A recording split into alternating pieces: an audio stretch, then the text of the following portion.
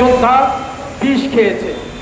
তারা বিষ খেয়ে আমাদের পুরো 18 কোটি বাংলাদেশের মানুষদেরকে একটি প্রশ্নের সম্মুখীন করেছে, যে প্রশ্নের উত্তর আমাদের কাছে নেই। এই প্রশ্নের উত্তর কারা দিবে? এই প্রশ্নের উত্তর দেওয়ার দায়ভার ইন্টারিয়াম গভর্নমেন্টের।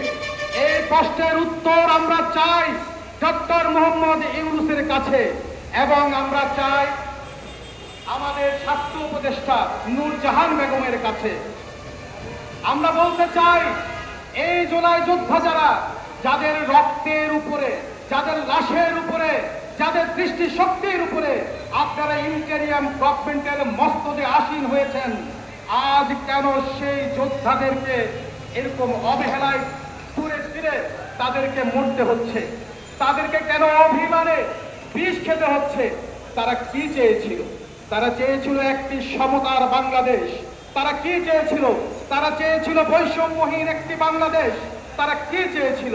তারা চেয়েছিল একটি সুখী সমৃদ্ধ বাংলাদেশ, যেখানে প্রতিটি মানুষের নিরাপত্তা থাকবে। এই কি সেই নিরাপত্তা যেই জুলাইয়ের পরে ইন্টারিয়াম গভর্নমেন্ট আমাদের ম্যান্ডেট নিয়ে আমাদের 18 কোটি বাংলাদেশিদের নিরাপত্তা তো দূরের কথা, সামান্য জুলাই যোদ্ধা যারা রয়েছেন গুটি কয়েক, তাদেরই নিরাপত্তা দিতে পারে না?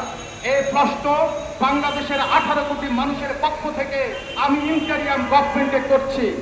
আমরা আহ্বান করছি আম জনতা দলের পক্ষ থেকে, অনতিবিলম্বে ইন্টারিয়াম গভর্নমেন্টকে সংস্কার করুন।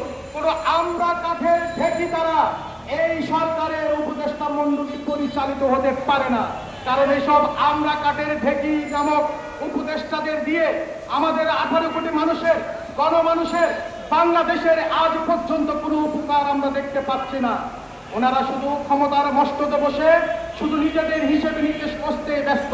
আমরা অনতিবিলম্বে এই উপদেষ্টা পরিষদের সংস্কার দাবি করছি।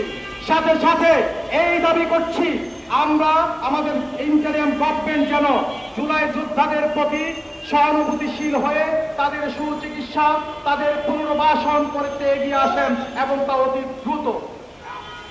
অনতিবিলম্বে জুলাই যোদ্ধাদের দাবি বাস্তবায়ন করুন। আমি আজকে দৃষ্টি সবাইকে ধন্যবাদ জানিয়ে আমি আমার বক্তব্য এখানে শেষ করছি। ধন্যবাদ সবাই।